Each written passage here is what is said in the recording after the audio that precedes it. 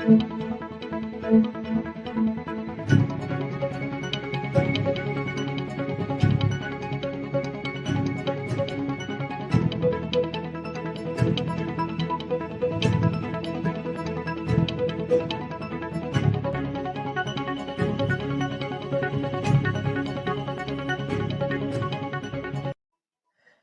a pleasant good morning to everyone, and welcome to this Sunday edition of the Bubb Report.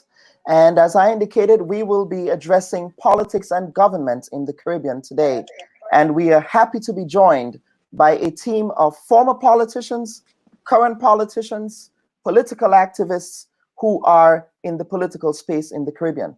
I'm also happy to be joined by the former leader of the opposition of Grenada, the Honorable Michael Batiste. Good morning, Mr. Batiste. Hello, Michael. Are you there? Okay. Michael seems to be having some issues, but we will get back to Mr. Batiste shortly. I'm also happy to be joined by my co-host, Kitaka Mawuto. Kitaka, welcome. Thank you, Kellan. Thank you for having me on this platform. I mean, it's amazing, and I think that this show is very fitting, especially at this time in our development as a country. So I'm very excited and look forward to a great show. Awesome. Thank you so much. And then, of course, our first guest this morning is Mr. Ruel Johnson from Guyana. Ruel, good morning, and how are you? Good morning. Things are interesting here. The verdict will still be out on how good I am or not in a couple of days or hours even. All right.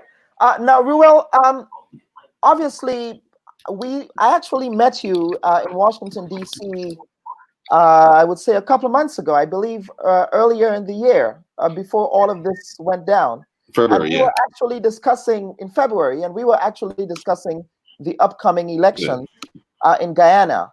Are you surprised by the way things turned out? Not really. The reality is that when you met me, I was there in large part as part of a fledgling political party. And why that party was formed, Citizenship Initiative. And why that was formed, it was because we saw an increasing tendency towards authoritarianism and dysfunction in the present administration, and we of course couldn't trust the previous one because they had displayed similar tendencies. So when you factor in the fact that we have the ethnic divisions, and you factor in that we have a sort of a zero-sum game when it comes to the politics, and the pending oil wealth, it was clear to many observers before that any incumbent administration would not give up willingly. And we are at a stage right now where we could basically say, because we are at a recount now. One that has been a record in recount activities that I could personally attest to. The elections were held 3 months ago, on March 2nd, over 3 months ago, on March 2nd.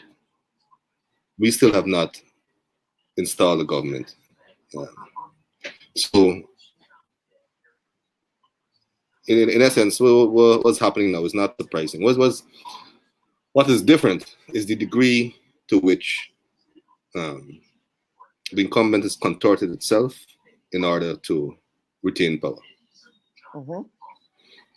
So, Ruel, what is the state of affairs? No, Kitaka, I want to bring you in because Kitaka, you actually covered the elections in Guyana, right? Correct? So perhaps you would have some on-the-ground context. Right. So what are the questions you have for Ruel? Well, off the bat, like even today before the show, when I was brushing up to see what's going on a live feed on the AMC's page, I saw that they were still like talking about the countdown. So that's 33 days now going with the recount. So Ruel, like, what's the status on the ground? Yeah. What's the feeling in Guyana right now as it relates to the recount? And when are we going to see like this count finally be over and done with? The recount is scheduled to finish today. It was originally slated for 25 days and it was extended further. We are now thinking the third day of the recount, with only a couple boxes left. It shows the opposition ahead, in keeping with what was previously registered by the opposition, showing their statements of poor, but in contradiction to what Bruce Golding, who was head of the OAS Observer Mission, said to be the most transparent example he's ever seen of trying to alter the outcome of the election. So what happened is, we have 10 electoral districts. In the largest is Region 4. And this is the seat of government. It has a capital city and it occupies a large part of the coast. Region 4 accounts for about, I would say, almost a third of the electorate. Now, the opposition was 50,000 plus votes ahead. All other regions accounted for. When it came to Region 4, the tabulation of the votes, the process was that you're supposed to show the statements of poll, the official vote score outside of each voting center. GCOM hid theirs.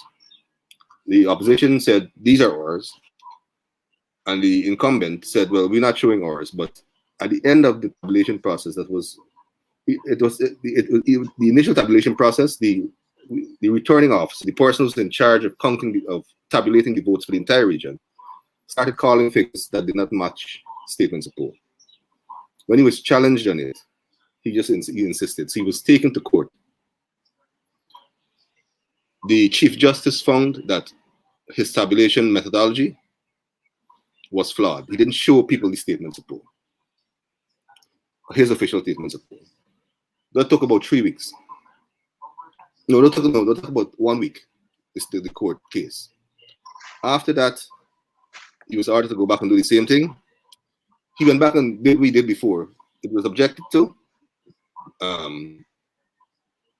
He was taken to court the same day. It was to enforce the order. He moved the recount center, and he basically did what he did before, except he had a show of projecting what he claimed to be SOPs, which were clearly manipulated, onto a bed sheet, in a dark area that people couldn't see what was being done clearly. And then he made a declaration. Only after intervention by the US, because the president himself was prepared to go and celebrate on that declaration, that corrupted declaration. Only after the US, I think the Secretary of State intervened and called in the ambassador and said the US would not accept any change of government or any installation of government based on that flawed declaration. The president then invited CARICOM to oversee a recount, and the opposition leader agreed. That was a Friday. I think Saturday the 14th. The 15th, by the 15th, the CARICOM observers, who were there before, by the way, had made their way in to the country. On the 15th, the president said that he needed time for legal opinion on the recount document. That took all of the 15th and all of the 16th.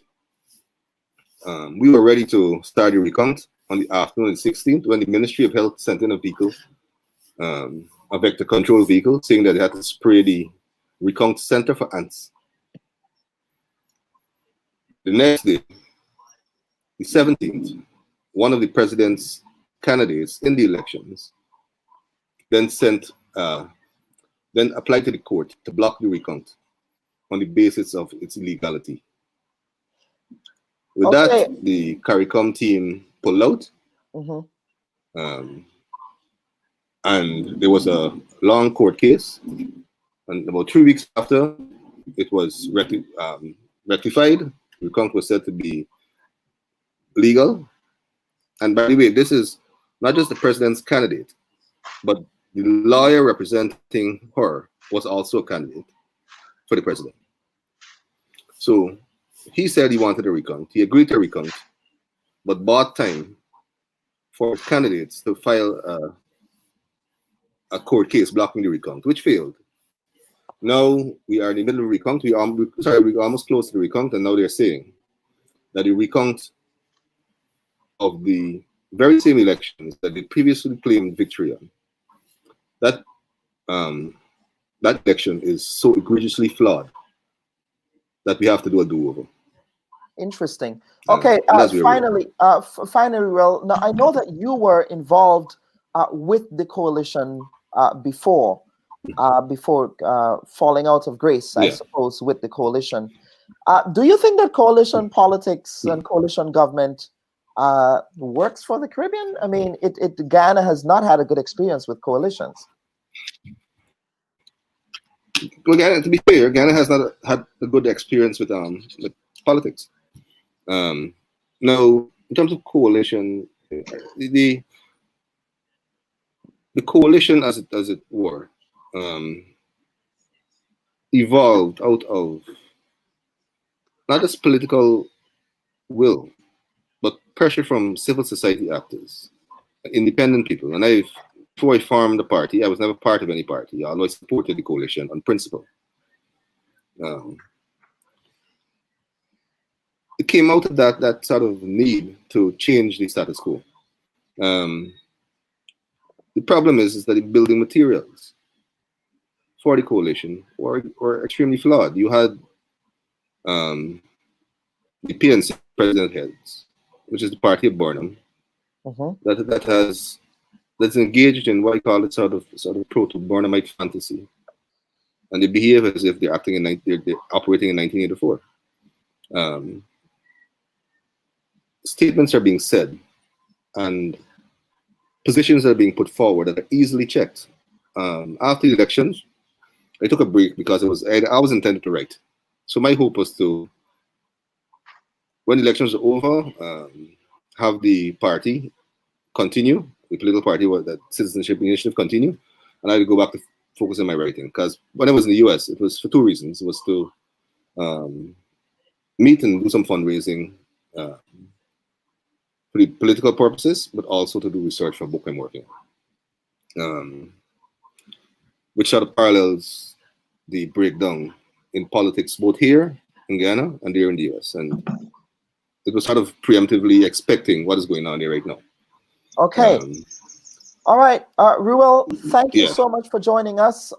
This continues to unfold. Of course, for those of you who have been following Caribbean politics outside of the Ghana electoral crisis, St. Kitts and Nevis actually held the elections in the last week, and they're actually the first English-speaking Caribbean country to hold an election during a pandemic, right? Which would go down in the history books. And the Republic of Trinidad and Tobago, they have the elections coming up next. Yeah, just a slight correction. Yes. Yeah, Suriname held theirs as well. Oh, Suriname held theirs as well. We sort of claimed. Yeah. But that was recently. They had the elections as well. Okay. All right, Ruel. Any final thoughts as we wrap up? Oh yeah. Well, what I was saying is that my background is journalism, so I'm now an editor of a paper called KiteShowNews.com. KiteShow News. You can get it at KiteShowNews.com, and we've struggled, and we've had to struggle, and I think we've achieved it in providing clarity and balanced news that was going forward. In fact, the EU recently released their Observe report, and they said that us and Starbuck News are the only two balanced news entities really in Ghana. Let's come forward. So we continue to report as factually as possible on the issues that are going on. So if anybody's interested, they can go to KiteShowNews.com and check out what's going on again. Wonderful. Mr. Johnson, thank you so much, and good luck and Godspeed. Have a good Sunday. All right, Thank you folks, very much for inviting we me will on. now be joined by the former Minister of Agriculture. He was also a former leader of the opposition, and he served in the Grenada Parliament for many years, both as a member representing the Grenada United Labour Party in 1995, as well as a representative of the New National Party in 1999 during their first, well, that would have been their second clean sweep in that 1999 elections. Michael Batiste, he shares a particular historic distinction with Tobias Clement in that they both are leaders of the opposition who crossed the floor with a 15-seat configuration. Mr. Batiste, a pleasant good morning to you. Michael, good morning. Good morning. I'm not here. Well, here we go. He seems to be having some internet issues. Yes, I'm hearing you. Are you hearing me? Yeah, We seem to yeah, be having some. You're coming in kind of. Okay, very well. But I'm. Okay, Mr. Batiste. First question to you is: you hearing me? I'm hearing you. We are hearing you. We are hearing you. Yes. All so right. my first question to you is: what have you been up to? You lost your seat against Yolan Bain Hosford. That would have been in the 2003 elections, I believe. What have you been up to since getting out of frontline politics?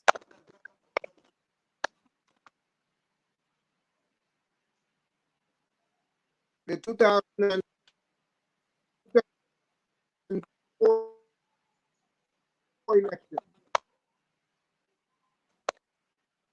2000.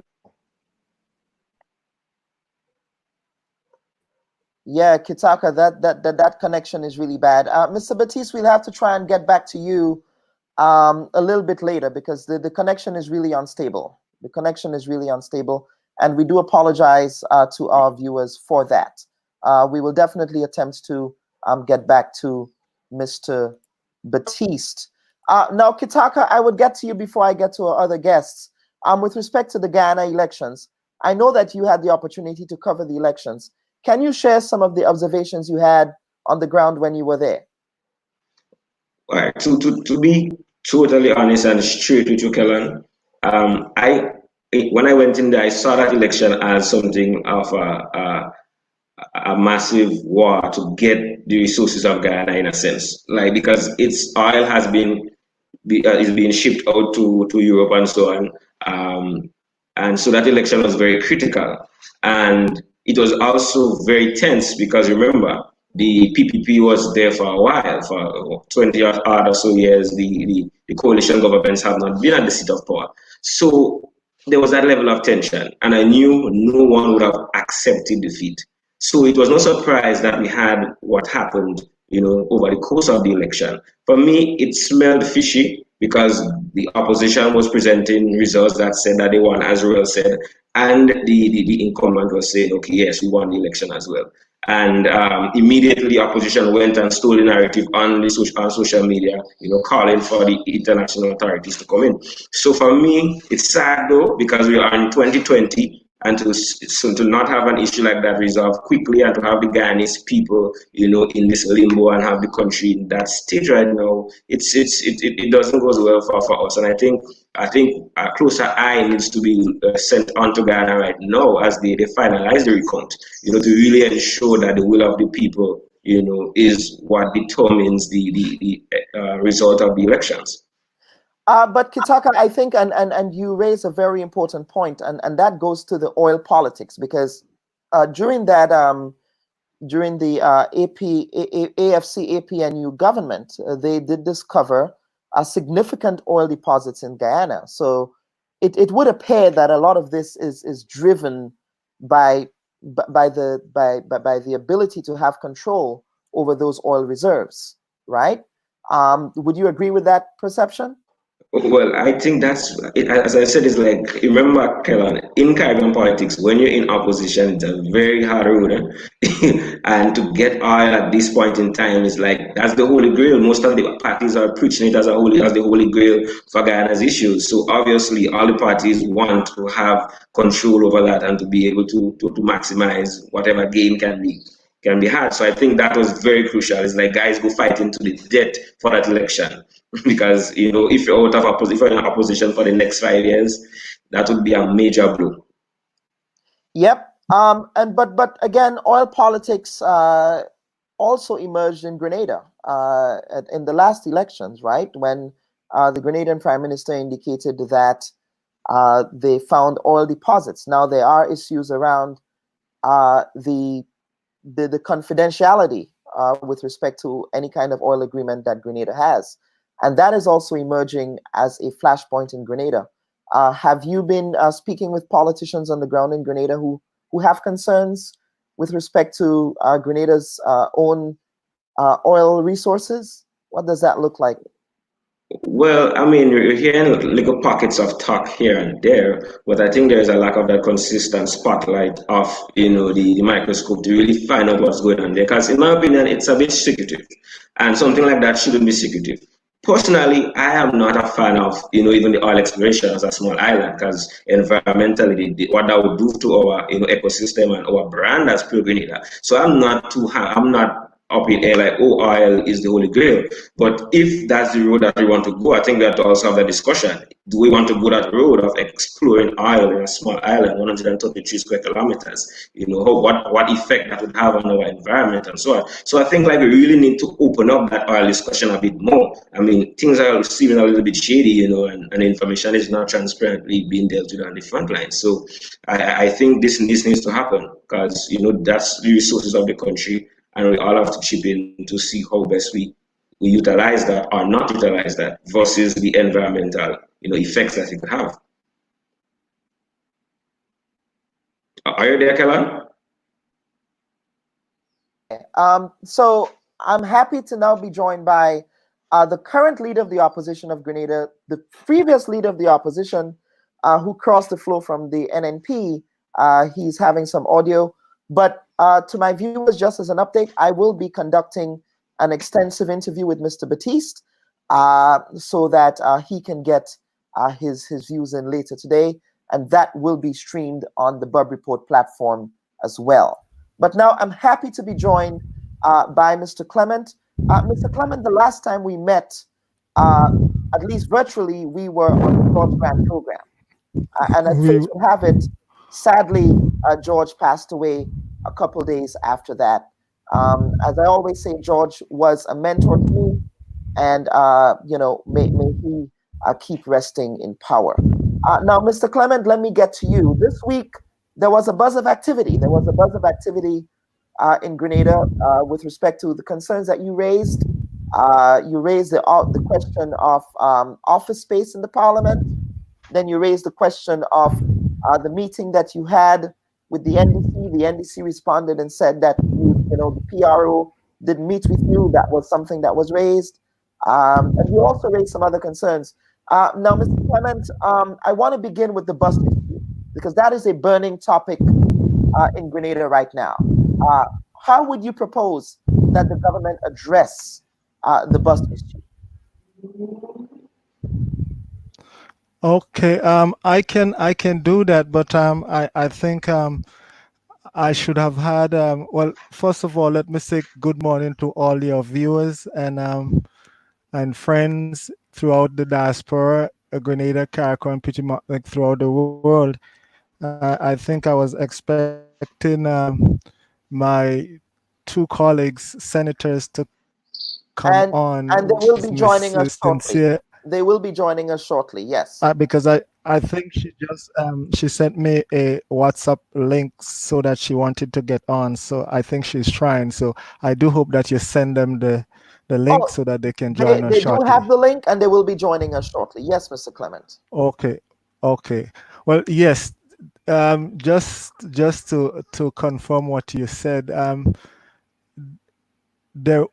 was the buzz in Grenada about the happenings and the trappings that is taking place here. I mean, I think the time call for people to be aware, and I want to say how grateful I am, Kelon, for you having me on your program. And even to Mr. Grant, who since passed away, for giving me the heads up on some issues that must be raised that is important. And like I always say, he emphasized that the forte state of government must be recognized. That is the media in all its form, recognized and respected. And you have a duty to perform to your country, to the world, to the universe, to let people know what is really taking place around, and to speak the truth and follow it wherever it may lead. Let me correct that. Yes, I think there was some buzz about the activities that I said that happened with me, that I met with some of the top echelons of the NDC. Indeed, I met with them via Zoom, like every all other meetings these days. And I believe I made an error in stating that I met with the PRO, but in my mention in the PRO, I mentioned Terry Moore, but I since then understood that Terry Moore is not the PRO. I think I mentioned that I met with Glenn Noel and Kennedy Roberts and help me here,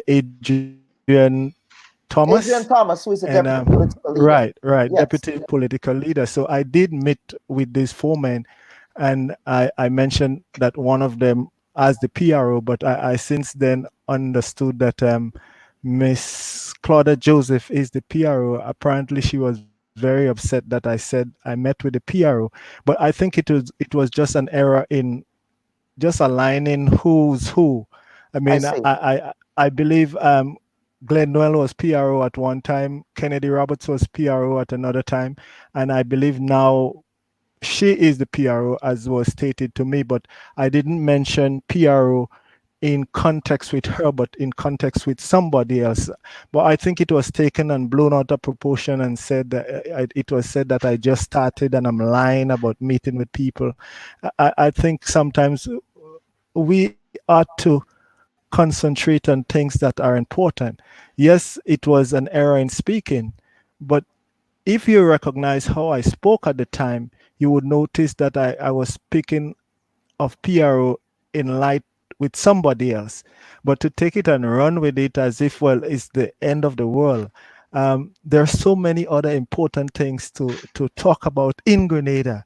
You Correct. know, And we will get to those important things right now. Kitaka, again, Mr. Clement, I want you to answer the second question, and then I will get to Kitaka.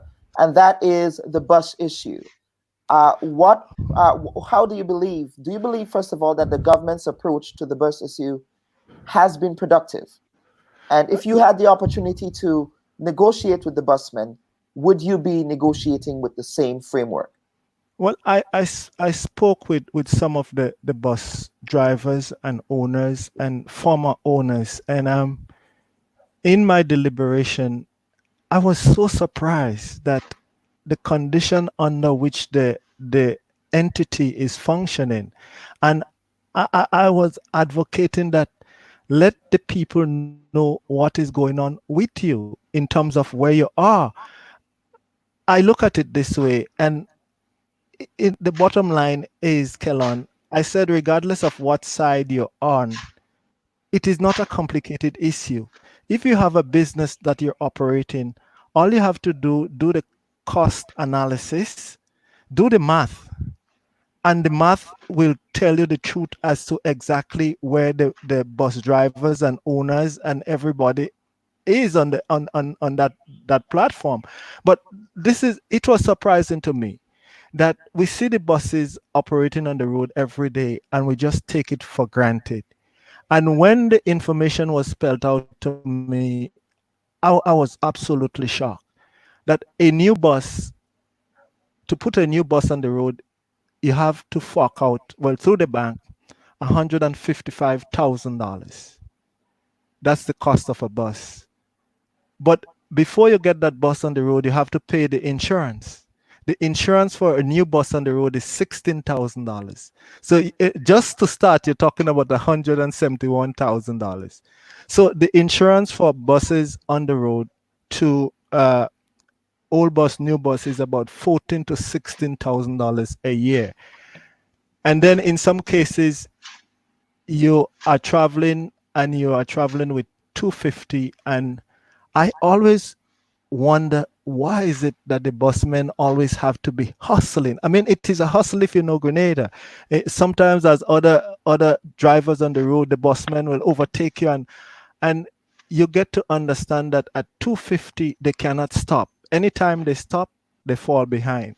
It was also revealed to me that almost half of the buses that are operating on the road are in arrears. Can you hear me? I can hear you. Yeah, we're listening. Yeah. Yes. Half of the buses on the road, they are in arrears with the bank or other lending institution.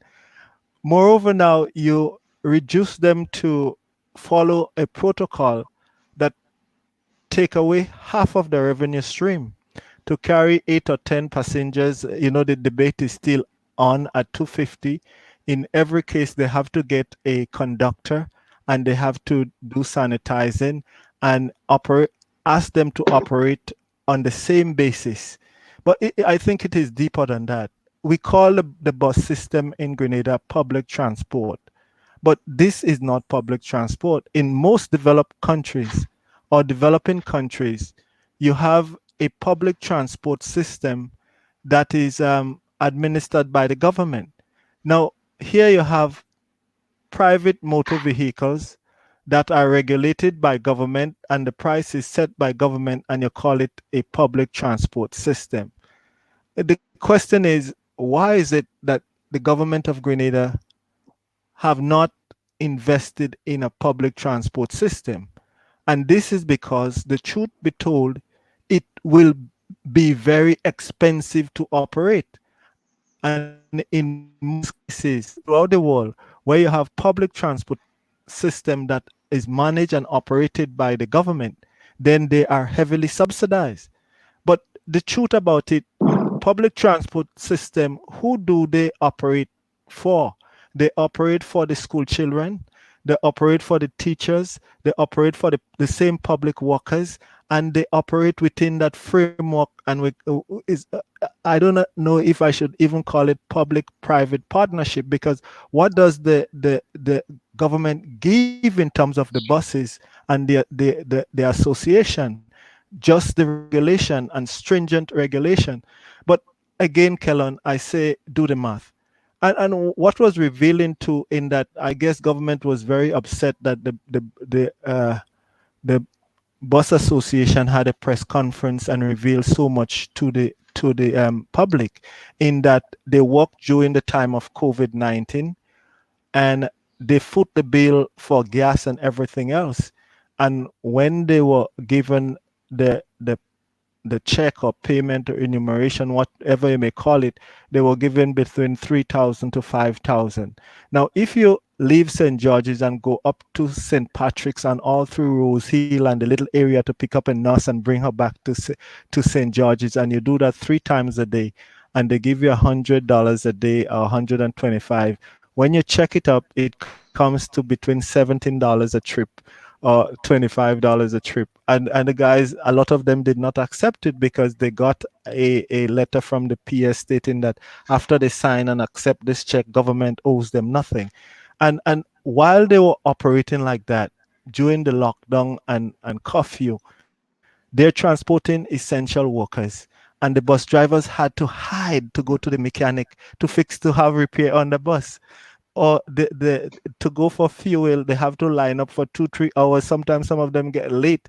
But I could not understand, how is it that they operating for you, they did not have a pass in such that all mechanics were not allowed to operate. So in order to transport the nurses and the essential workers, they had to hide to go to the mechanic under these conditions.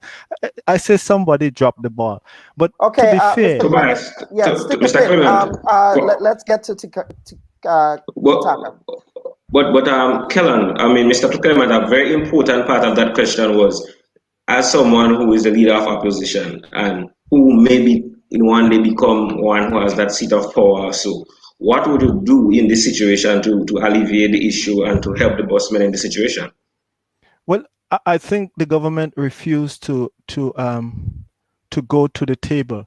The busmen put forward a set of parameters that they can work by. One, they ask, in that case, do the math, and if they fall below the level of what they should be getting, can you subsidize? Can you give us a what a the tax rebate on the gasoline, or can you do the 50 cents increase in fares? And I believe the powers that be, all three should be laid on the table. But I think the statement that is put out, that in order for them to negotiate with the buses, all buses must go back on the road, and then you could come on the negotiation table. Well, I think, to be fair to the bus drivers, owners, operators, all that I say that should be done, do the math. If the math is done and the cost of operation is $100 and they're collecting $50, then something is wrong with that. If the cost, if when you do the math, the cost of operation is $100 and they collecting $150, then you can say, guys, this is what the math show. It is not rocket science, as I say, but if it is done right, if it is done right and the calculations are made, we have a lot of intelligent people. The bus drivers themselves came up with all the numbers and figures to the dismay of some people. So I say, do the math. And there are a lot of parameters that can be negotiated. After all, American Airlines, JetBlue, all the airlines that come into Grenada is subsidized by the Grenadian government.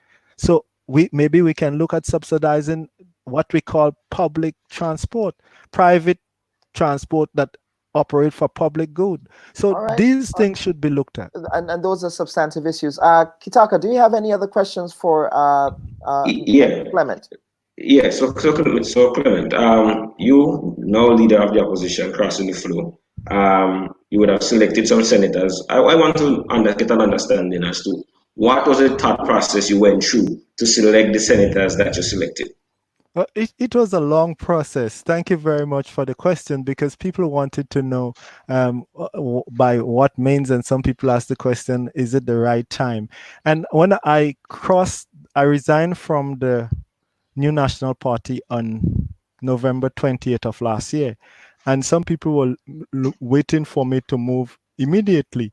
But the process of interviews and talking to people, people that were close to me, and interviewing some people who expressed interest. And one of the first things that I look at in terms of wanting to bring on somebody into the Senate is the unselfishness of having to put country first, and looking at the development of Grenada, Carriacou, and Petit Martinique. That should be first and center, because in moving forward, what we are going to put forward is a developmental platform for Grenada. I have had a lot of interviews and talking with people, and some of them express interest, and as to where to go. And like I said to people, I do not have an axe to grind with anybody, and we have ground so many axes over the years. Where has it gotten us? But at this point in time, what I say that I'm looking for is country first, what country second, and country last. The development of that is the agenda. And Mr. Bubb, you would remember that Mr. Grant spoke to me about the hope that Grenadian people have in having something new, developing a new brand in Grenada that we can bring to the people. Because what he said, so many times people involved in politics come, and we were disappointed in so many fronts and so many areas. And so far, by God's grace, I am doing very well in terms of having people that come on board and wanting to come on board that are are young and strong. I think it is written in the Bible, young man, I choose you because you're strong, young women Right. too. So Very that well. is the So, direction I'm going. very well. So, Mr. Clement, we have the pleasure of inviting now to the stream Terry Noel, Senator Terry Noel, recently appointed Senator Terry Noel. Senator Noel, good morning. Good And morning. Senator Tessa Sincere, good morning to you, Senator Sincere, and congratulations to you both. You have been selected to serve in the capacity of senators. You were appointed by the leader of the opposition. Now, I would begin with Senator Sincere. I know that you operate within the public health space, right? And so this has to be a very interesting time for you as well. I know that you're also a social activist as well. Now, do you want to react to being appointed to the Senate, and what do you hope to bring to that chamber?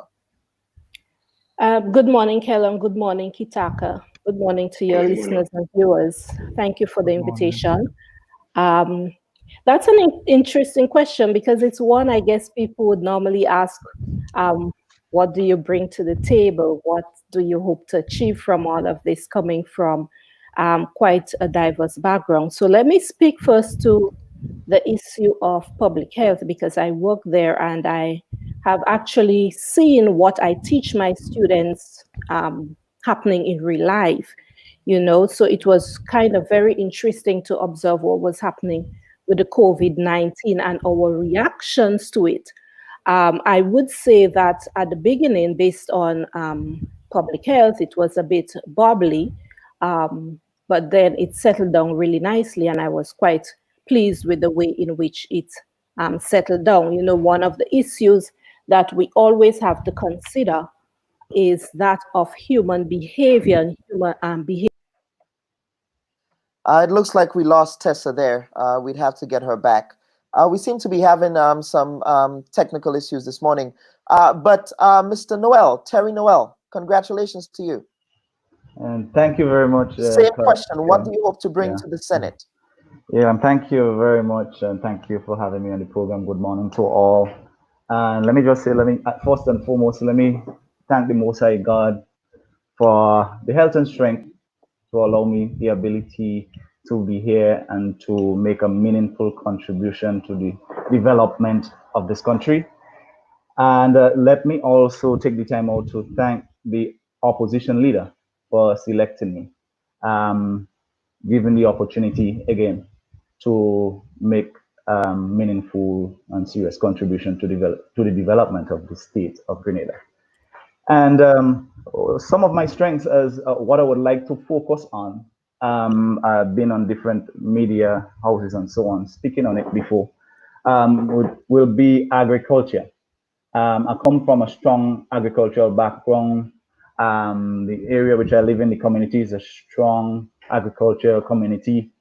My father was a farmer. So I'll be focusing on agriculture, which I believe is very relevant for this time as well, despite I was speaking on the subject before, prior to now. And I always wonder why the government have never pursued that route, and so little was done. In my belief, I believe that agriculture should be one of the main pillars going forward, especially in this pandemic. As you see, food security and so on is an issue now that we have to deal with, as well as the food import bill and so on. Other things I would like to focus also on rural development, which is linked to the same agriculture, and also a focus on recognizing people who had made serious contributions in the past to the states, which is kind of connected to a historical background, because I am connected to history as well. So where I see other countries in the past has done those things, we kind of tend to be laid back on that, and people must be recognized for the contribution that they had made. One person that just came to mind was the former medical doctor and politician, Dr. Lawrence Gibbs, who was a long serving doctor at the Maribor Hospital and a private doctor, philanthropist, and so on. These people, need to be recognized. among others. Okay, Kitaka, over to you. Yeah, a question to you, sir. And even echoing the sentiments of people on the chat as well. When will the political rhetoric and the talk kind of cease a little, a pause, and more action be brought to the table on the issues that we talk about a lot? Like, what are you hoping to do to contribute to things moving from talk to action and make things manifest in the country? Well, the same on the same subject here, agriculture. I will look to seriously, um, passionately debate in the upper house and to try to encourage the government to take agriculture seriously, and the rural development as we see now, in especially in my area, which is St. Andrews, um, which I speak about in the past. You have a more centralized type of development taking place, where all based on really on tourism. And I'm not saying that we should neglect tourism, because there is a strong link, I believe, to agriculture and tourism. There's a strong link between agriculture and health. If you eat what you grow and you grow what you eat, then you will have a healthier population and more productivity and so on, less strain on the health services and so on, and the government would be able to save more monies and so on.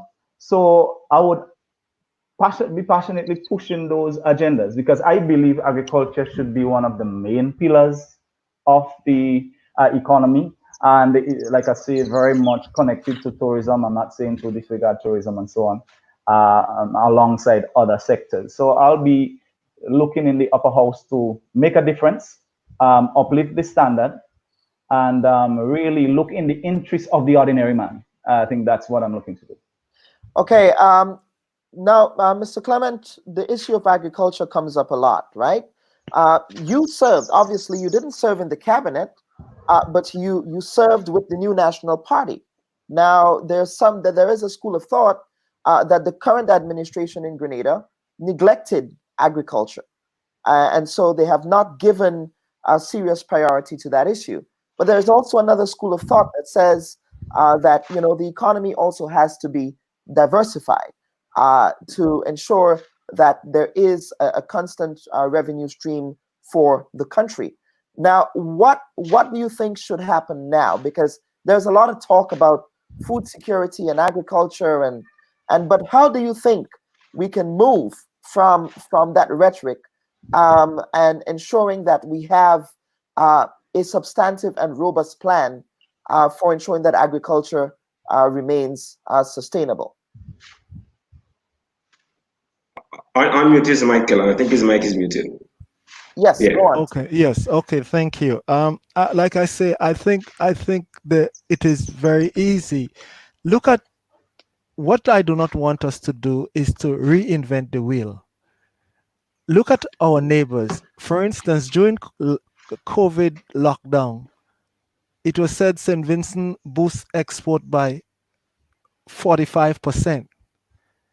Yet during this time, Grenada was locked down in so much that the entire season of soursop spoiled here in Grenada.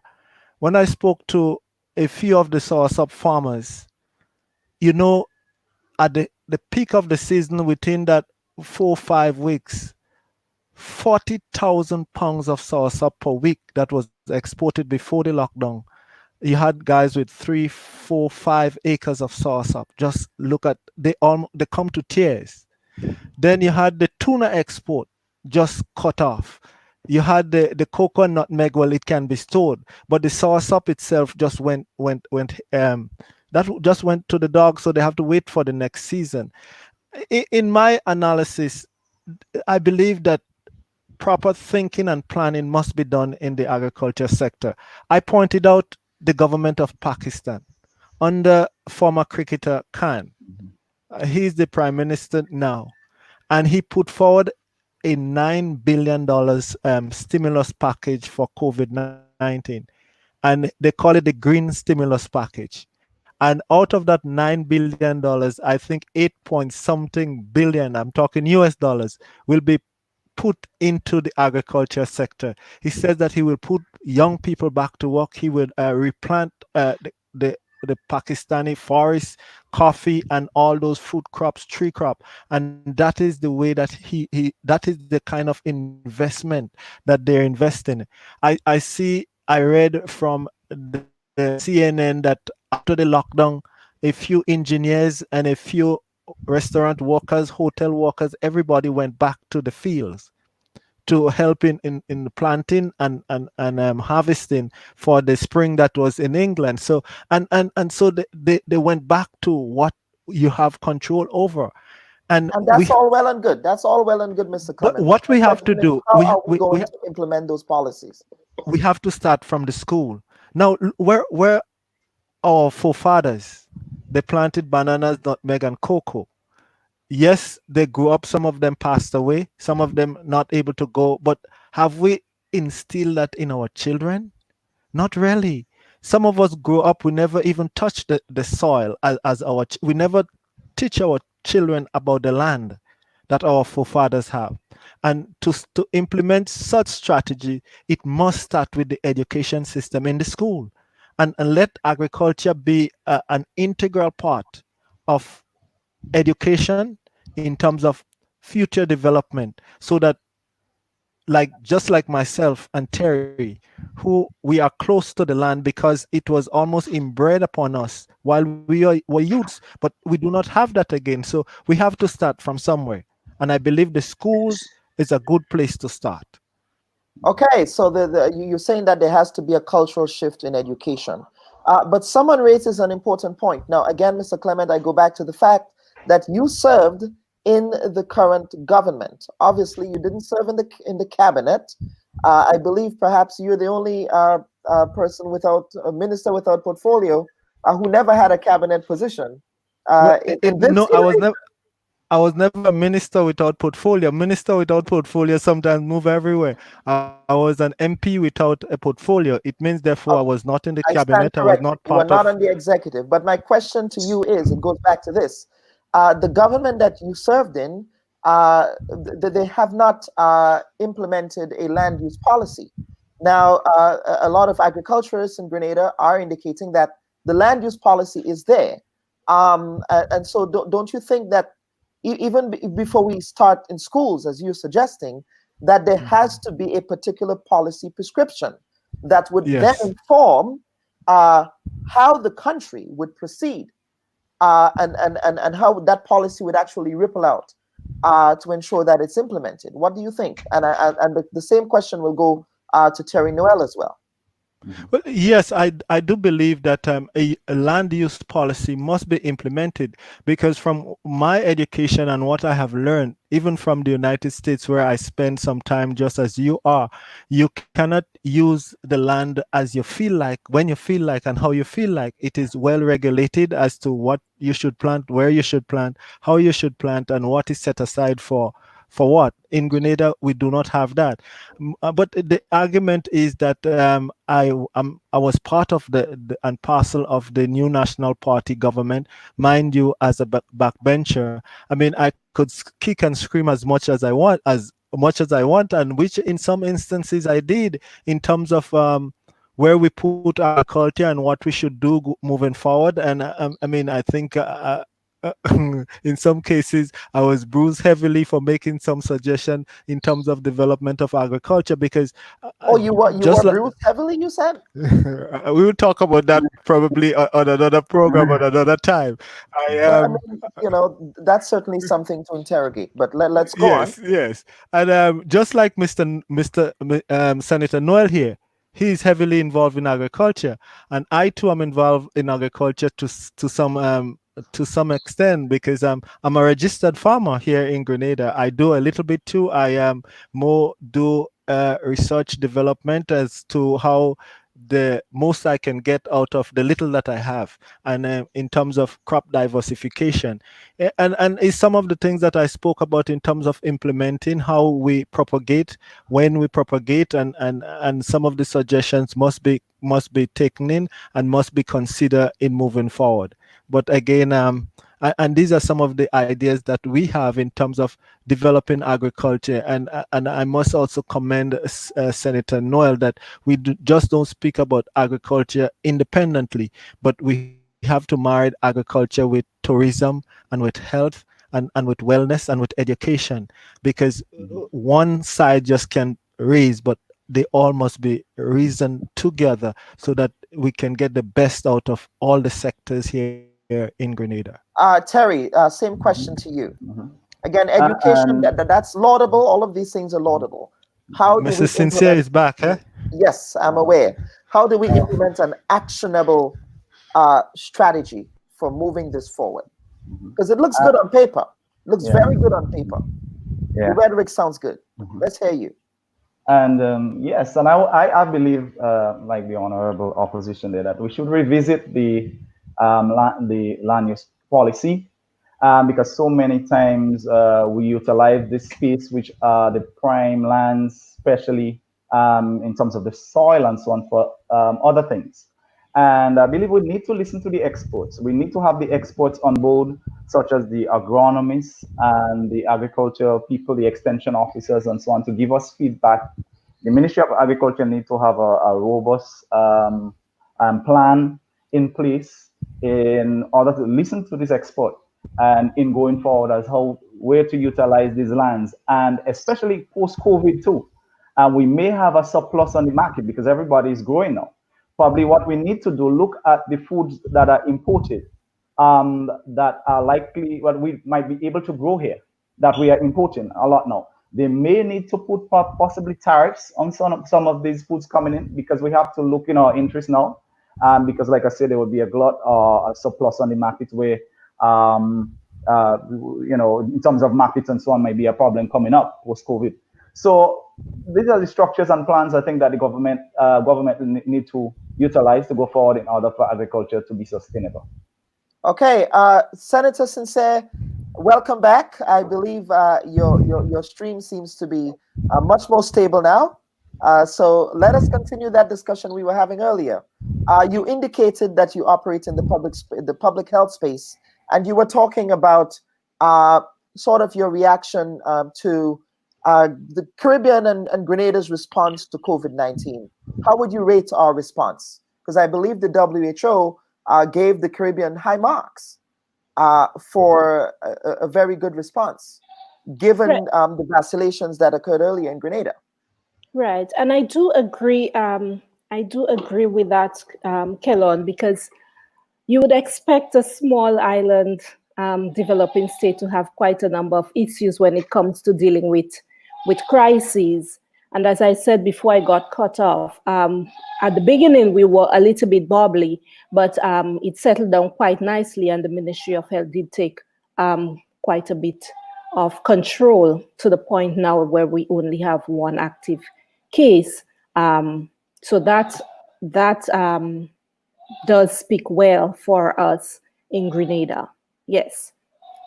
Okay. Now, with respect to your desires for the Senate, what you hope to bring to the table in the Senate, can you expand on that, please? Right. Thanks for that question, Kellon. First of all, my place in the Senate, I would want it to always be a voice for the people, and not just that, but for the younger generation, because we have a set of young people. Our population is really a young population. And I would want to give some sort of voice to those issues that they have, not neglecting others, but obviously the youth must get involved. And if my position, my appointment to the Senate serves as some sort of inspiration, motivation for other younger persons to step forward, then I would have done half of my job. So I will continue giving a voice to the issues that young persons have or raise. And what are those specific issues? Can you elaborate? Right. I would first of all say involvement. You see, a lot of the times we have youths on the periphery. We say the youths are the leaders of tomorrow. And so we wait, we have them kind of in the back waiting instead of actually engaging with them right now. They do have quite a lot of creative ideas. they do have quite a lot of innovative ideas that they would want to share, but they're not given the forum to do so, right? Go on. They do have quite a lot to say, and that was one of my reasons for getting involved in training the youth parliamentarians, to give them that sort of assistance in bringing in articulating those issues that they would want to have aired.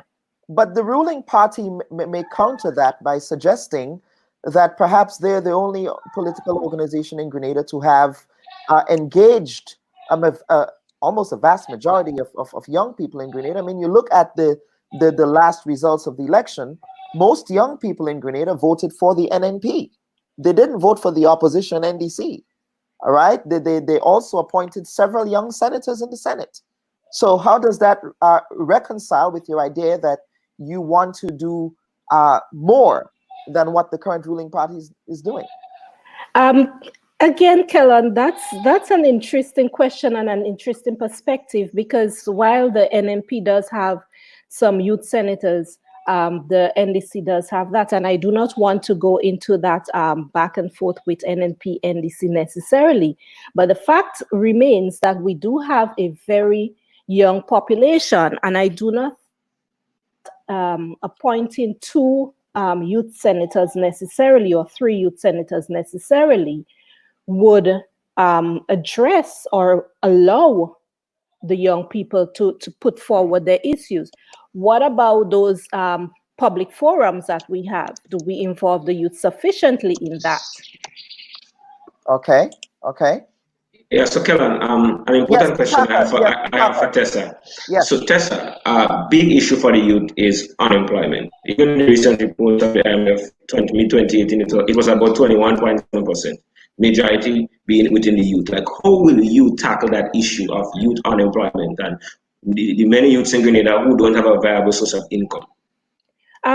Kitaka, you would have broken up at the beginning of the question, so I didn't get that. Could you repeat the question? How do you plan on tackling youth unemployment within Grenada, which is a very burning issue for many of our youth? Right, and that again is an interesting question, because you see, we cannot just deal with things in isolation, in silos, as we have been doing. We know that we have a young population. When we look at what is being done, let's look at the employment status, right? Let's look at the NIS and the move to increase the age, right? It means that if we increase the age, some young persons will not be in the workforce. Let's look at youth in education. Let's look at youth in agriculture. Is there a program for youth in agriculture? Yes, there are isolated pockets where young people would have taken up the mantle and as a means of survival gotten involved in agriculture. But is there a program specifically aimed at or geared to encouraging, fostering youth involvement in agriculture, self-employment? And I know there are different initiatives, pockets of initiatives as it involves self-employment and so on. But how does this all come together in a connective way? We're still functioning in isolation, in silos, as opposed to a very intertwined system. Can you expand on that idea of silos? Right. Let's take it, Kellon, right? We tend to identify, let's say, a population or a given community or a given group of young people, right? And we tend to focus some initiatives just on this without looking at how this is going to interfere with or interact with or foster or bring some synergy to the whole issue. Okay. And then we have a comment here from Rand Gabon on the chat, and he says, Tessa, what are your hopes for public health and preventative medicine in Grenada, taking into consideration increased type 2 diabetes, hypertension, kidney failure, and high cholesterol and obesity? Thank you for that question, Ryan. That's a very important question, considering that chronic diseases are what is actually killing most of us. Our morbidity and mortality lies in chronic diseases, right? Not necessarily infectious diseases where we would have some kind of episode. And so it comes back to the whole issue of operating in silos. We would know that lifestyle diseases, as what we call chronic diseases, have a very quite a lot to do with our lifestyles, what we eat, and so on. So again, here comes back the whole issue of silos, Kellon, because if we do not have health speaking to agriculture, right, speaking to trade, if we continue to import or we eat a lot of imported foods, how does that augur for our health? What does that mean for our health? Right. And of course, we have issues with the food import bill, which we do have issues with the food import bill. Has come into sharp focus now. But if you look at the data with respect to the food import bill in Grenada, it as a percentage of GDP, it is quite staggering. Right, it is, and that is why I would want to support Senator Noel and others who would push for agriculture. I don't know if you would have heard that the minister would have put forward a new stimulus package for agriculture, and I was quite pleased to see some of the things. Now, a lot of the times, and I think we would have highlighted that in a way at the beginning, a lot of the times it's not that the initiative is not there, but it's the implementation. So I have some questions, for example, about the criteria. I know there would be a backyard aspect of that program where, you know, persons can come forward and get a basket of seedlings or so on. But what wasn't clear to me was what was the criteria? How, you know, would these baskets be distributed? And that again goes back to the whole lifestyle of planting things that we would eat, things that are good for us and potentially more sustainable, especially when we look at what has happened in the COVID situation. And that is very important. And you can also bring data to the table, because you are able to see that data, right? Because yes, as a social scientist myself, I operate within that space, so I understand the importance of data. Finally, Ms. Sincere, I know that you've always advocated for youth, actually, and I have a question. I think some folks are also picking up on that. Do you have goats? I live in the rural community, so my neighbors have goats, and we do farming. We do backyard farming. So and while I love that we have the goats in the background, because that just, you know, brings back so much memories of home. And perhaps the goats also have some strong opinions. You know, both lives matter, right? They do. Okay. Senator Sincere, finally, before we leave you, do you propose now? Obviously, you've I'm guessing you would have gone through the parliamentary orientation as required. How has that transition been for you? What has that learning process looked like? Again, Kellon, if I may just highlight, remember I normally train the National Youth Parliamentarians. So I would have already had some ideas as to what the procedures are, albeit now that I'll be functioning in the upper house. So there are some, you know, there are some slight differences. So the transition from that has been really smooth for me. I must say that we would have met with the Speaker of the House and the President of the Senate, as well as the Clerk of Parliament. And we would have been given an orientation. So that has been quite helpful. But again, I'm keeping myself abreast with what should happen in the upper house. So I'm reading the Senate procedures. I have a copy of that, and the standing orders, and I'm getting myself well acquainted with that. Okay. Leader of the opposition, Clement, when is the next scheduled date for for Parliament, the next session of Parliament, the next sitting? I have not yet received that notification from the Clerk of Parliament, but I've been hearing that it might be sometime later in this month. I know if it has to sit, like according to the standing orders, at least I should get 7 days notice.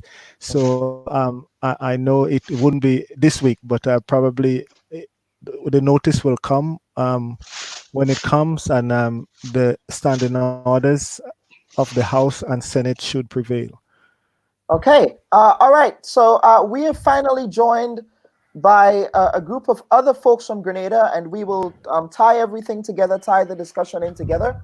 Because again, the purpose of this platform and what I'm trying to do is to essentially elevate the discussion.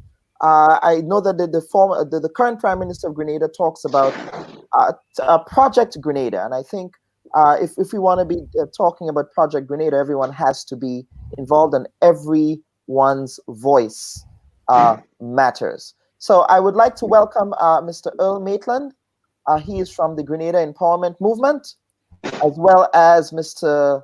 Ron Redhead, who is from the National Democratic Congress representing the NDC, as well as Mr. Kerry Simmons, who is from the Grenada Progressive Party. I believe they contested the last elections. Let's see if I can get Kerry on the screen here. Let's pull that up. Okay, gentlemen, good morning. You guys have been hearing a lot of the discussions we were having, but Ron, I want to begin with you. You also served in the Senate. Can you first talk about your experience serving as a senator? I believe it would have been 2 years since you served. That's correct. So my experience so far was a learning process. On one hand, you had to deal with an absolute majority at the lower house of parliament, and you were dealing also with a situation where a majority existed in the upper house. You had to debate that.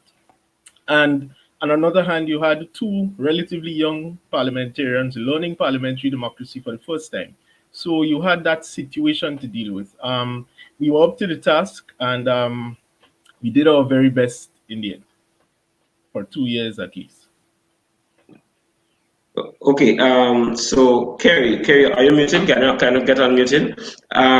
But Kerry, can you hear me? Yeah, I can hear you. Okay, so Kerry, leader of the Progress Party, contested the last general election. Where are you now in terms of getting ready for election in the next couple of years? Because the election is around the corner. Where does your party stand? What's the state of affairs in your party right now? Well, clearly, I'm not focused on the next election per se. I'm more focused on, presenting some ideas because, we did presented a manifesto probably like 6-7 months before the election. It includes a lot of research. I work with some professors from MIT. And we look at research and proven solutions that will address some of our problems. So what I would like is pretty much like to connect with other, politicians and have like a meaningful debate about, we can look at cost benefits analysis. We can also look at opportunity costs in the decision-making process if we were to implement some of these ideas. So that's pretty much where I'm at the moment. And also it's, I took a back seat on politics, and that's because I'm in school full time and I have a year left in my PhD program. So that's mainly where my focus is. And I think I'll be done close to like maybe December of next year. And I think it might be too late to jump back in and get into politics, but I'm always open to the discussion and sharing my ideas. Like Kellan and other people on the panel, we've transitioned from autonomous learning to researcher or scholars where we can analyze research, especially since they are written in a different language, mainly for people in academia. So we can interpret those research and do those data analysis and able to present our ideas and kind of like take it down to a level where everyone can understand, like take complex idea and make it simple and things like that. Okay, I'm going to throw out this question to all of you, the representative of the NDC, Progress Party, and Mr. Earl Maitland from the Grenada Empowerment Movement. Now, we are experiencing a particular socioeconomic existential crisis, almost existential crisis in the Caribbean, given the COVID-19 situation. If you were given the opportunity to provide government with at least 3 important policy prescriptions to help us ameliorate the negative effects of this crisis, what would they be? And Earl, I would start with you. Right. A pleasant good morning to everyone that's listening, everyone that's looking on, everyone on the panel. Congratulations to the new senators, right? I'll start off, Kellon. That question is a bit complex, because there are so many issues that we face here in Grenada. But what I believe I would start off with suggesting to the government is that they do not try to acquire revenue at the expense of the rights of the citizens of Grenada. Secondly, I would ask them to look at restructuring the public service. There are many persons who are not functioning well in their capacities as public servants. So this is one of the reasons why we have a lot of issues and we face these battles on a daily basis consistently. And the third thing I would say to them is they need to involve the public in all the deliberated consultations that they have been having. The voices of the public are not just opinions, there are some really great ideas inside of there. And many times we are left on the back burner as citizens, as taxpayers, who most times evidently do have a better understanding of the whole process than the experts. Mr. Redhead, same question goes to you, and of course, you are also here representing the National Democratic Congress. That's correct. Well, looking at the entire situation, it was new for the world, and what you had to analyze is what sort of approach that you would have taken. First off, Grenada is a part of the Caribbean or the regional approach to fight COVID-19. And that is something that we certainly would have been promoting and involved in. Second to that, the whole issue and question of the economic situation. It has long been a trend of thought that what we needed to do was to diversify the Grenadian economy so that we could have been able to withstand all of these threats and external factors. So we would have tried to promote. And remember, Kellon, the National Democratic Congress had to deal with H1N1 in the past. So we did have experience in dealing with infectious diseases of that nature and the measures and the protocols already. So one of the main things we would have tried to do was to secure a place to house patients. That was important, that was essential. The reason for that is that you cannot, in my view, leave the situation just up to someone to self-isolate at home. It was that kind of threat. And Senator Sincere mentioned earlier on that in the earlies, it did have some difficulty in terms of how the government was dealing with the situation of COVID. And what we would have done differently was to ensure that we restrict flights at a timely, in a timely nature. There were countries such as New Zealand, other countries like Taiwan, doing these things to prevent the spread from reaching to the shore so that the lockdown measures did not have to be so difficult and oppressive on the people. So there were some areas there that we could have worked on. The question of agriculture, and I was listening to the conversation earlier on, again ties into the whole concept of diversifying the economy. So the National Democratic Congress would have looked at these areas and tried to build in a serious way a better plan in terms of how you combat it from the economic front. Okay, and Kerry, the same question goes to you. 3 specific policy prescriptions that you would suggest. Well, first, I wouldn't necessarily criticize the current government. I think their response was, good in terms of the amount of, infections we had and things like that, and timing and information and so on. But what I would focus on our health sector. For one, Prior to this virus going into the pandemic stage, the World Health Organization um, release information on how to build those masks and things like that we need, like those protective measures and things like that, because many of the issues we had were related to shortage of masks and basic supply and things like that. So we need to focus on research development. That's what I would put my focus on, research development. We also need labs where we can test for certain things and try different things. Maybe we can try to merge modern medicine with traditional medicine. So necessarily we wouldn't be waiting on the outside world to come up with something that can work to combat this illness. We would have people working at it right now to develop our own cure and things like that. Second of all, I would focus on agriculture and I would not necessarily focus on just agriculture in the broad sense. I will focus on maybe two big crops. So for example, on our flag, we have the nutmeg. Personally, I think it's something we should remove now, and maybe we should put a hotel on there. But and I say that because tourism is getting so much focus, and we are not nowhere on that list of producing country in terms of nutmeg, where we had control, say about 20% of the market. That have switched now, and it's what is it? It's like $1 billion industry now, where Guatemala is making most of the money in nutmeg. So we need to focus on nutmeg and how we can revitalize that crop for export. Everything else, we can pretty much look at it on a local level. I don't think government can necessarily policy their way out of this. It takes people, so people need to look at ways to change certain things in their lifestyle, their diet, and so on. But what government can do is they can lead a national campaign where they can promote the grow local, eat local. A perfect example of that is India. They produce over 50% of the world bananas, yes, yet most of it is used for local consumption. They only export 1%, yet they are like the second largest exporters in the world. I would also focus on mango as well. We have a lot of mango spoiling and things like that, but mango is a $3 billion industry. So again, the focus, even though we will be focused on agriculture, the focus should mainly be on those crops where we can at least regain some of our the market that we had, the market share that we had before.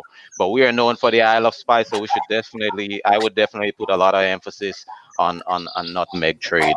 Third, I would focus on education. For me, I have a soft heart for teachers and educators. I think this job should be a prestigious job where we get the brightest and the smartest educating our children. We should also focus on not necessarily putting people through the school system where when they graduate from school, are looking for a job. We should be focused on them creating jobs. So we need a larger youth involvement, especially if we look at multicultural perspective or competence. Today, many of our young people are traveling more than ever, or more than our parents did. So they go out abroad, study abroad programs, all those things, and they bring back a lot of ideas. So we should be tapping into them for ideas, opinions, and they should be heavily involved in the socio-economic development process. So those are some of the main three things I would focus on, or I would advise government to focus on. But first and foremost, we need to represent that little nutmeg on the flag, and I think that should be one of our main focus in the agriculture sector, and maybe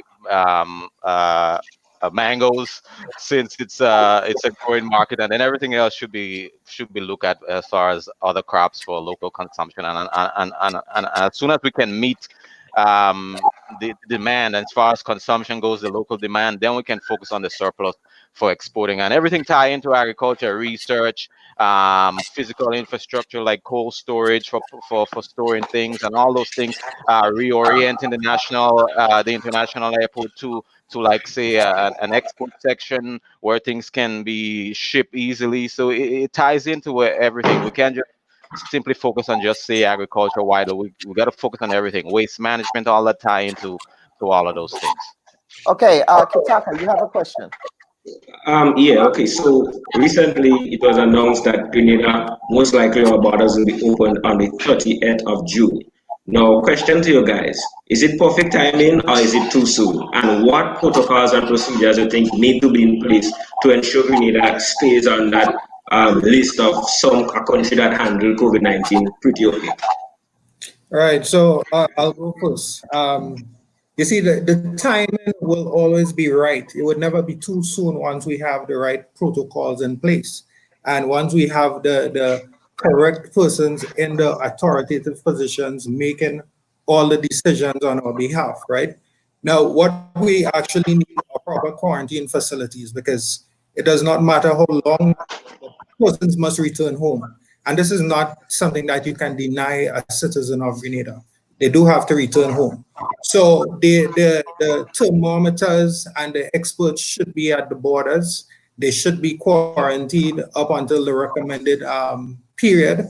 I believe it was recommended by some 14 days, some 24 days. I would say we should use the latter. And you know, it's like I said, once we have things in place, it would never be the wrong time. Is it too soon though, to open at the end of the month? To answer your question, I would possibly say no, it's not too soon. We just recently saw the Minister of Health announce that there is only one remaining case of COVID in Grenada, which means that we do have the ability to focus on any imported cases that will be coming into Grenada. So if we had 10 cases, right, I'd probably say yes, it's too soon because we only have 10 of those ventilators at the hospital and so on. You know, of course, the hospital does have to get some shaken up, right? But I believe we should be capable, especially given all the finances that we have to make the preparations. So you are, in fact, giving credit to the government of Grenada, because I know that you were very critical of the government. Yes. Very, very critical, Earl. Yes. What I'll say, I will give credit where credit is due, but I would also like to give the majority of the credit to the people of Grenada. They have done a lot of research as well. Many times there were recommendations that were made that were not to the best benefit of persons. For instance, in the beginning, we were told that we should wear just a face covering, and this advice coming from experts is a bit disturbing because one would clearly find out after doing just basic research that a basic face covering is just not appropriate for the pandemic.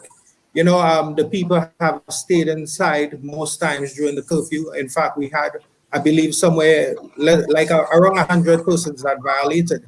So the people of Grenada did abide with the rules, although it was actually something new to them. They did the best that they could have done. They lined up properly. The government did do some, they did do, I believe, to the best of their ability, which leaves a lot to be desired. But thank you to the people of Grenada. They came to the forefront. They did give out food hampers and so on to their brothers. They were actually being their brothers' keepers. And this is a great job. Okay, we'll get to you. Ron, to Kitaka's question. Yes, very important question. Again, now, reopening the borders, that sort of thing. As all said, you can't deny people entry. So you had to do it whether later or not. The question is, are you prepared to handle the influx, and what measures do you have in place to deal with the possibility of people coming into our country and then testing positive for COVID-19? So the area of having a central location, or at least two central locations, to be able to house at least 50 people in total, patients in total, if it reaches to that, is important. Again, the whole question of equipping the airport with the necessary equipment and having the necessary measures and mechanisms in place, I would look forward to that. On behalf of the National Democratic Congress in general, we have continued our face mask making initiative and distribution.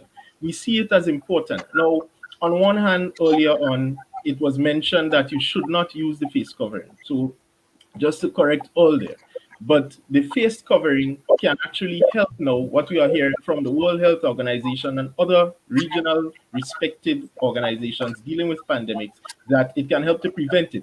So we took the decision locally to prepare those types of things. I want to call on the government, because I think they have a responsibility to ensure that they assist as well in distributing masks. There are still people without masks. We are doing it out of pocket to ensure that people get it at free.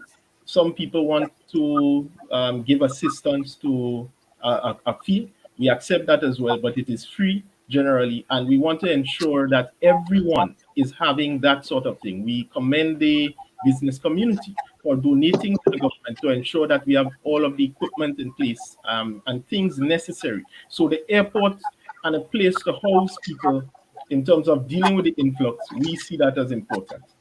And Kerry, to you. Well, I support the opening for the simple fact that I'm stuck here and I'm trying to get back home. Um, So I'm in full support of it. I mean everything that's happening with this virus and this COVID situation. No one could have really planned for it, and we wouldn't really know for certain if we are doing a good job until we everything is done and we have a cure for it, and then we do an after action review. That's when we'll know. So for me, I will divert, even though I support it, I will divert most of the opinions to the health officials. I think they should have the loudest voice, not necessarily us politicians. And I would follow the instructions, and then we'll see what's working and what's not working. If the World Health Organization say, hey, maintain 6 feet or wear a mask, then so be it. But we also look at our personal hygiene as well. We need to wash our hands, do those things, cover up your cough when you're sneezing and things like that. So there's a personal responsibility with all of that stuff. I don't think Grenada has the capacity to say house or do all this test house people quarantine wise or do all this testing that we need to do at the airport. It will just slow everything down, and we all know the little size of our airport, so we don't have that yet. Maybe some of the funding we're getting in terms of expanding the airport, maybe we'll be able to build a bigger facility and things like that, but we just don't have the capacity, which is why we have to resort to self quarantine and things like that. But I certainly support government decision to open the airport because I am trying to get some sun. Okay, we have some comments coming in here. Gosselin Blackett says, I'm also endorsing the sentiments of Oscar that the Ministry of Agriculture, with the full support from the Honorable Minister, has and continue to do a great job by supporting the farmers and the establishment of the new farmers market across the island during the COVID period. Then someone is responding to Ron here, that's Gabon. He says, yes, face masks prevent inhaling viral nasal droplet spray with the COVID-19 pandemic virus. And final comment, okay, Ron, not a bad suggestion, but please also keep in mind that the government revenue is down by 50%. That is a very interesting point, right? Because a lot of our revenue comes from tourism. She continues, so to say that they have the resources is not quite correct. What say you, Mr. Redhead? Well, I never said that they had the resources, but what is clear is that government has been receiving funding from international organizations, the World Bank, IMF, among others, to lend in the whole readiness and preparation. Now, it will take some sound management. And in speaking to the whole issue of COVID, it is a new situation. However, economic recessions, reduction in revenues, these things have been around for years. So your response to that specific issue should already be understood. Maybe the how or maybe where you're going to get the resources might be the difficulties. Now, I would want to go further to say that the government of Grenada has recognized its inability in terms of diversifying the economy to really have a sound footing. We have been growing in terms of surpluses, which largely are coming from taxes, tax revenues, that sort of thing. But it's not sufficient. So, in a sense, we were developing the economy on sand. And COVID, or whether it was a hurricane, God forbid, or some kind of disaster, would have exposed it eventually. So the issue is now, how do we plan? So, for example, the government must ensure that it is doing a rolling budget, meaning you're doing monthly planning as opposed to the annual budget. That is not going to work in this regard. So you need to plan on a month-to-month basis to ensure that you are meeting public servants' wage bills, that you are meeting other commitments and obligations that you have to ensure that the country is running smoothly. So for me, to say that the government does not have the resources, I think they are getting it, but it just comes down to a question of management and prioritizing in the areas where they will spend it most. Before, I know that we have Senators Noel and Sincere there. We haven't forgotten you. We will be getting back to you shortly as we wrap up. But we have to get you back for a final summation of the discussion we're having today. But I believe Kitaka has another question. Yeah, to Earl and Kerry. I was having an interesting conversation with some experts re water and waste management this morning, and one of the young ladies made an important point: how reliant Grenada is on foreign aid to drive the developmental agenda within our country. So now the question to you guys is like, how do we go about like emancipating ourselves from that reliance on outside external finances from foreign agencies and so on to drive the crucial things we need to see happening in our country? Kitaka, sorry, can you repeat the question for me? Breaking up. Okay, can you hear me better now? You're breaking up. Oh, can you hear me better Go now? ahead. Are you hearing me clear now? Yeah. Okay. The question is, how does Grenada go about emancipating itself from the heavy reliance on financial aid and money from outside to drive our developmental agenda? How does Grenada emancipate itself from basically outside intervention financially? Correct. Yes. The question? All right. I wasn't Yes. hearing you properly. Sorry. You see, the thing is, there to me, based on what I have recognized, there is no independent country, right? Aid must come in, especially given the way that we operate in Grenada in this instance. We do need the financial aid because our sectors are not functioning properly.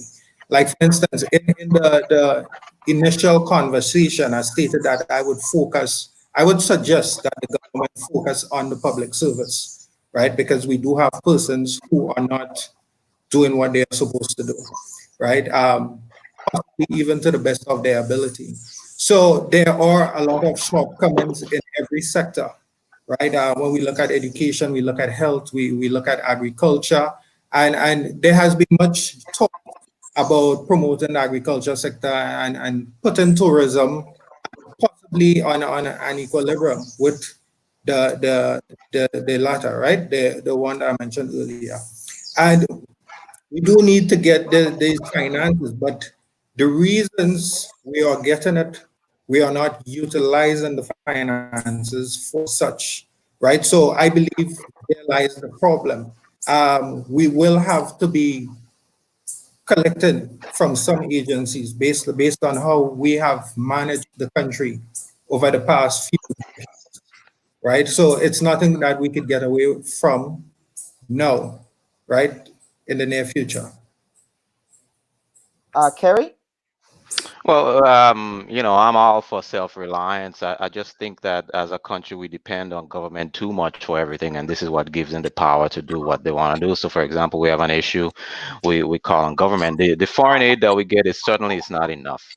It can go to fix certain little things, like maybe research needed to implement, say, a waste management plan or to address, say, flooding and things like that. But as far as our physical development goes, we need to include people. Like when I look at all this plan, for example, the blue growth or whatever they want to call it, it's a very expensive plan, and something like that, we would need a lot of foreign investors to really get this plan going. We're talking about, say, coastal cities and things like that. So what we need to focus on really is just starting small, doing small things, including local people. That's the only way we can really move this economy. But as far as physical development goes, this foreign aid fills the gap in our budget since we have such a high debt bill. But it's not necessarily going towards that. But I mean, if we look at banking, I think we have a lot of money saved in the bank as far as a collective people goes, and maybe we need to look at cooperatives and things like that. Maybe crowdfunding would help, where all of us as a citizen come together and fund different something. Whether we need a fish market somewhere, we can a farmers market, we can all come together and pitch in, and if someone present a good business plan and things like that, that's how I think we'll be able to be owners and build wealth, because with all this foreign aid and things like that, and all us making a call for foreign investors, many of these funds will will transfer to other countries. It's not necessarily going to go back into our economy, and it's not going to do the things that it's supposed to do, which is alleviate poverty and see build prosperity for everyone. So that's how I look at it. I don't think it will do much, but hey, if some like me, if someone is giving me free money, I'm going to take it. But I don't think it's what we need to move our economy. We need to actually manage our budget more efficiently, and we need to look at the greatest needs of the economy in terms of whether it's be diversifying a little bit where we focus on agriculture and things like that, or reducing our import bills. So just those little minor things where we change certain things in our lifestyle, that I think can go a Yep, long way. and I would stick a pin there. Now, this is an interesting factoid that I was actually looked up on the International Monetary Fund's website.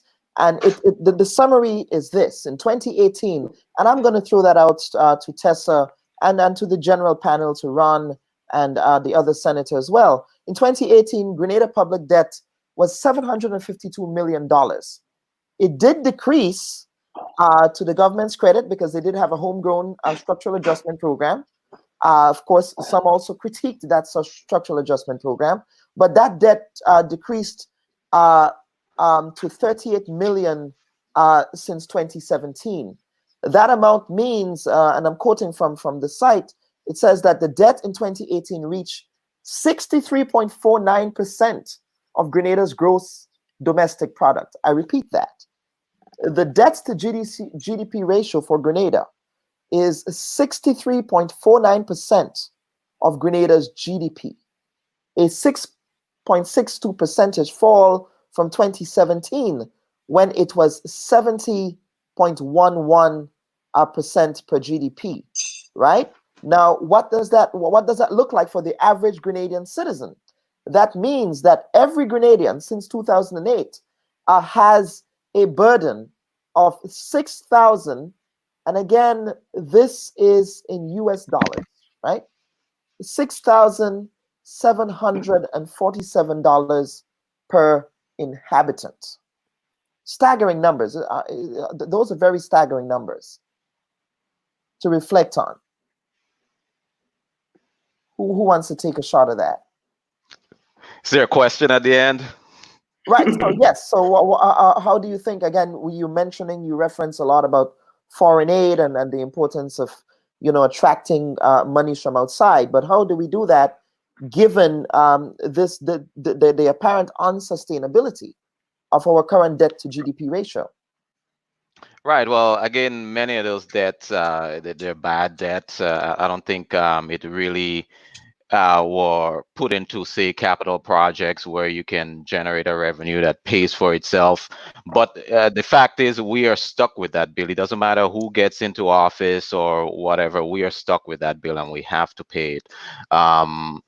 Maybe one way to approach something like that, I always say we all have to starve and suffer a little to reduce that debt. But if we do reduce that debt, then we'll have more money so that government can stimulate the economy. Because right now, even though we get in foreign aid, government can't necessarily stimulate the economy, and we need some kind of stimulation, since spending is what drives an economy.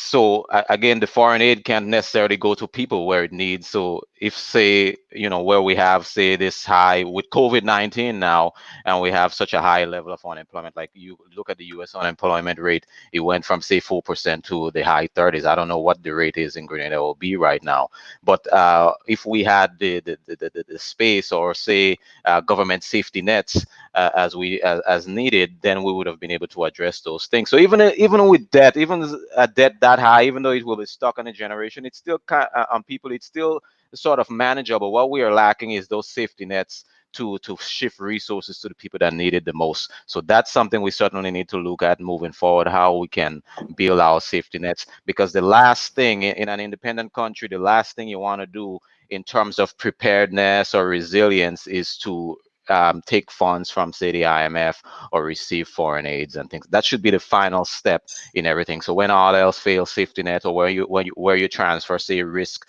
is transferred to insurance, like how the NIS stepped in and things like that, then the last thing we should be looking at is just the IMF and outside funding and things like that. But so we certainly need to look at safety nets, even though we have this I-bill. I think moving forward, that will be a good start in terms of our preparedness to outside factors and things like that. Well, the same question to Mr. Redhead. Yes. Well, just to continue on the line Mr. Simmons is taking. Listen, you need to ensure that what you are borrowing is not loans first and foremost. You need investment in projects, capital projects to generate economic activity. So you must ensure that what you're getting majority of the time is grant funding. That's one aspect. Additionally, you must ensure that the investment into your country is not only going in one sector, but is diversified, is going in the productive sectors, which could help generate revenue and jobs for people. Take, for example, the unemployment situation. And I'll take Kitaka's question earlier on that he posed to Senator Sincere. Dealing with the issue of youth unemployment. Too many young people are leaving schools at the given time. You need to slow the amount down a little and ensure that your economy can absorb a lower amount after time after time. So you need to take your time with that. Secondly, when you are investing in the productive sectors or capacity of the country, you need to ensure that what you are doing is not going to be limiting people only to borrowing government loans from GDP and these sorts of things, but ensuring that you're giving them an opportunity to improve and build something to go up. So you don't want to limit people. For example, in the stimulus package, the original one. Now, I was very critical of the government's approach towards giving businesses who were hardest hit loans, because you had a situation where you're going to enter back into an uncertain environment. You don't know if the hurricane season will be devastating. So to go and tie yourself to a loan and try to commit to something, it may put you off balance down the road. While you may be planning, but new things could emerge. Imagine COVID was a new situation and you had to deal with that. So in our view, going back to the whole question of diversifying the economy, a new thinking, a new approach is necessary, and we must ensure that what we are building is not just a quick fix, but in the long run, to reduce debt, to also finance good capital projects, and to also invest in the productive sectors. It must be a three-pronged approach as opposed to just one thing. All right. I'm going to throw that out, the same question to Senator Sincere and Senator Noel.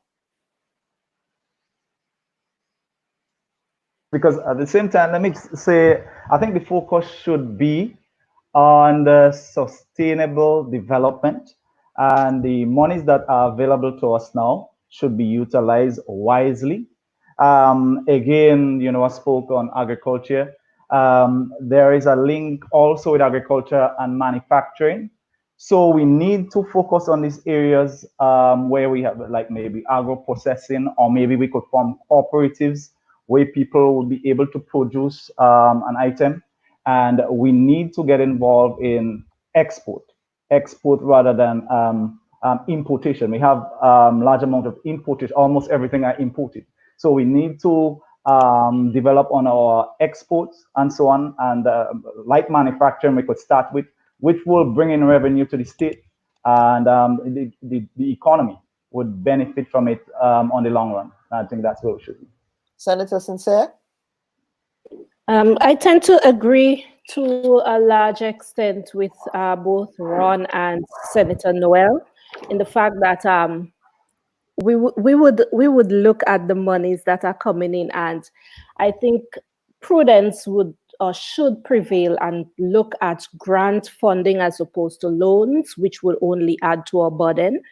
As you correctly stated, Kellon, we're already under structural adjustment. And so to have these loans coming in is only going to exacerbate the situation that we're currently in. So I think looking at grant funding as opposed to loans is really a good way to go. I also think that the monies that are coming in should be used a little bit more prudently, especially where it concerns the safety nets that I think Kerry would have mentioned. When the initial stimulus package came out and I looked at it, I saw there was an apparent or a seemingly biased towards some of the bigger entities as opposed to the regular person on the ground that would need assistance. So that's also something I think would happen or should happen as it concerns this debt that we have. Now, we can't run away from debt. That's the thing about it. But what we can do, I wouldn't want to say bad debt and have a judgment as necessarily some persons would say. I think we should be more prudent in the agreements that we get into, look into them a little bit more before jumping into, everything that's offered out there. And from where I sit, I see us grabbing onto a lot of things because maybe the situation demands that we need X amount of money right now. Again, I go back to that point that Ron made on grant funding as opposed to loans and just making a bad situation worse for us. Agriculture and manufacturing, I think that's always a good way to go, but I think we need to take things in layers. So there must be some short term, and I appreciate what the current administration is saying. Okay, we need to open up so tourism could get back to where it's supposed to get. Taking into consideration the public health implications, of course, but there must be some medium and long-term goals that we need to take into consideration in order to manage that debt. And I think agro-processing is a good way to go in that regard. We have lots of fruits and vegetables being lost every year. And so that could be maybe a medium to long-term approach to managing our debt. Senator, do you think that tourism will get back to its former glory anytime soon? I mean, there seems to be a lot of talk about reopening the borders, but as you can imagine, there is still a lot of wariness with respect to traveling. Yes, Kellon, and I have been observing that as well. But there is a social aspect to it as well that I think we tend to not take into consideration. And I'll take it at the very simplest level. We've been quarantined for quite a while, and some people just need to move.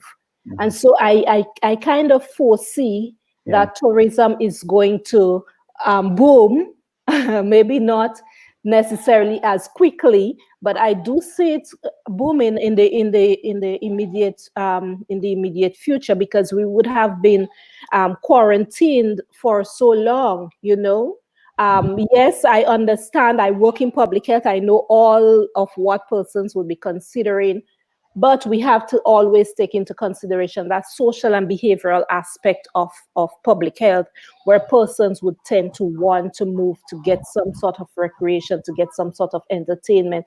I would want to point just how difficult it was in some instances for persons locally to adhere to the quarantine. Mm-hmm. Yep, that's a very good point. Okay, so we're almost out of time. Usually the show is for 1 hour, but we wanted to ensure that we allowed the panoply of political voices in Grenada to have their opinions heard on this platform. We did invite the New National Party, but permission had to be sought from the executive before a representative could appear. Of course, as I said, they are always welcome to appear on this platform. And so as we wrap up, I want to give everyone an opportunity for some final closing thoughts. 30 seconds, if possible. 30 seconds. Let's stick to 30 seconds. I will start with Senator Noel. Oh, yeah. Well, just you spoke on agriculture a great deal. And just to reinforce the point that Senator Sinclair just made in terms of reopening, we can't deny our citizens the rights to return. And I think there is some level of eagerness and excitement where Grenadians abroad want to come home, maybe to distress, and as you said, on the social issues there. So in the short term, we may see a boom for on the short term, but it's how we go about it on the long term and so on. All right, Senator Redhead. Redhead. Redhead. All right, just redhead. Okay. Yes. Well, listen. To piggyback on what Terry is saying, and first off, in that 30 seconds, let me just congratulate both of them. I'm looking forward deeply to hear the level and quality of debates. Looking much forward to that. We need to take our time in how we are doing things. Yes, we need to have our people returning, but I want to say that the hotel sector should be planning more local packages. So people who may be returning from Canada, US, etc., plan more local packages for them so that you could be able to recoup your losses during the lockdown. The agricultural sector, to reiterate again and strengthen that, we need to invest in it, and the general public being involved in going forward.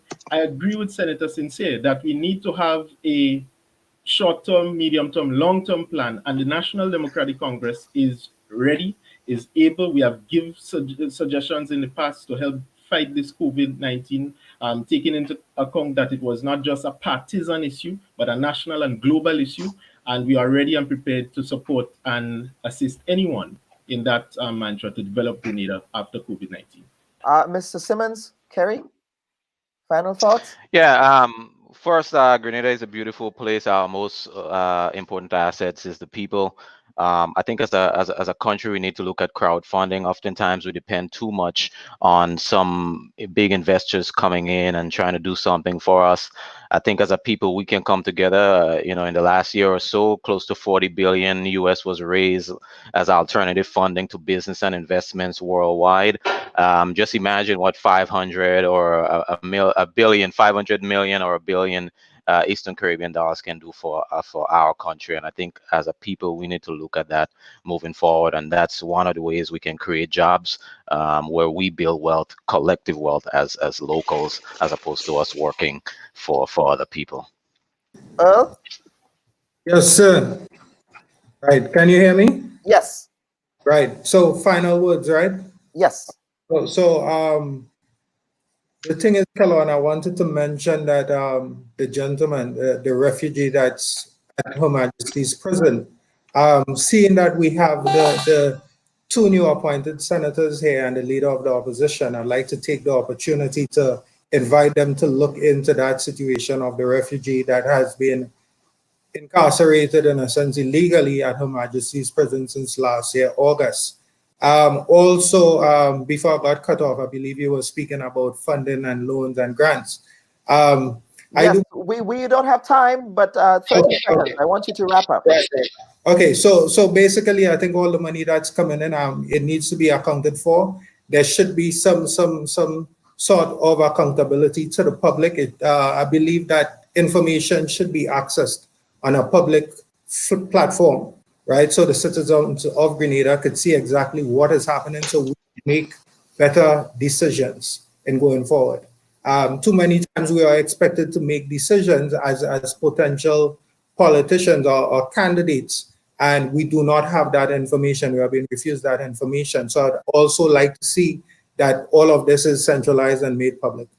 Okay, all right.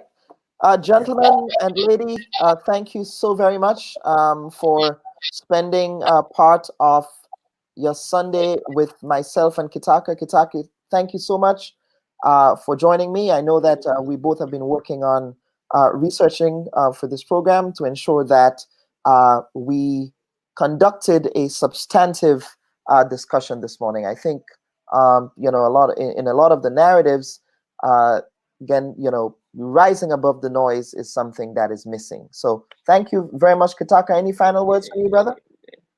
Well, Bob, throughout the entire interview panel, I was just thinking, I hope these young politicians can, finally break the grip and the shackles of the political tribalism within Grenada and all come and work together where, all those bright ideas, all the talk, all the plans and so on can be, manifested with the support of Grenada. Because I think unity and rising above the petty prejudice is the way to go in really solving all the issues that we spoke about today. So I really, really crave, I hope they're listening, that they can put the different things aside, the yellow, the green, and whatsoever, and let's all work together for Grenada.